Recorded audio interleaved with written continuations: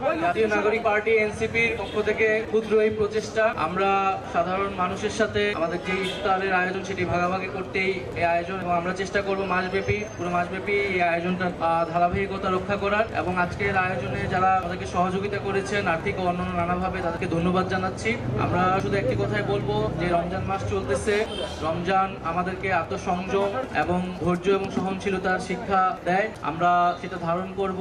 আমরা সমাজে সম্প্রীতি এবং সহিষ্ণুতার যেই শিক্ষা ইসলাম আমাদেরকে দেয়, সেটা আমরা এই শুধু রমজান মাস নয়, পুরো বছর ব্যাপী আমরা সেটা চর্চা করব এবং আমাদের সমাজে যাতে সম্প্রীতি এবং শান্তি প্রতিষ্ঠা হয় সেজন্য আমরা কাজ করব।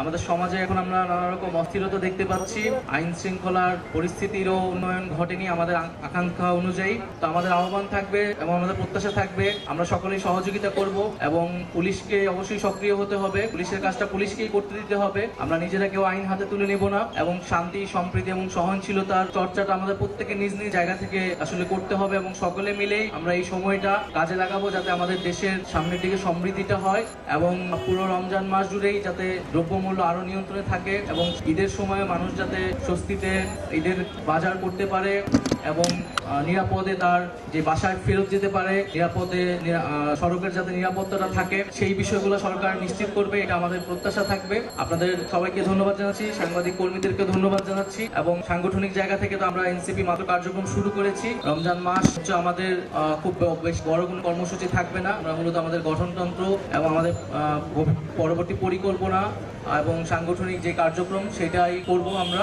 এবং হয়তো রমজান মাসের পরে আমাদের পুরো দেশব্যাপী আমাদের যে কার্যক্রম সেটি আসলে শুরু হবে। তো আজকে সবাইকে ধন্যবাদ জানাচ্ছি আপনাদেরকে আসার জন্য এবং যারা এখানে ইফতারে এসেছেন। আমাদের ক্ষুদ্র প্রচেষ্টা থেকে আমরা আপনাদের সাথে শরীক হতে এসেছি এবং সামনের দিনগুলোতেও আমাদের সুখ দুঃখ সবকিছুই আমরা এই দেশের জনগণের সাথে ভাগাভাগি করে নিব। আমরা একসাথে রাজপথে ছিলাম, সামনে আমাদের ভবিষ্যৎ আমাদের একসাথেই হবে। আমরা একসাথেই ভালো থাকবো, না হলে একসাথেই খারাপ থাকবো। একসাথেই আমরা লড়াই করে বাংলাদেশটাকে একটা জায়গায় নিয়ে যাব, সেটাই আমাদের প্রত্যাশা থাকবে। ধন্যবাদ। আসসালামু আলাইকুম। সকলকে ধন্যবাদ জানাচ্ছি।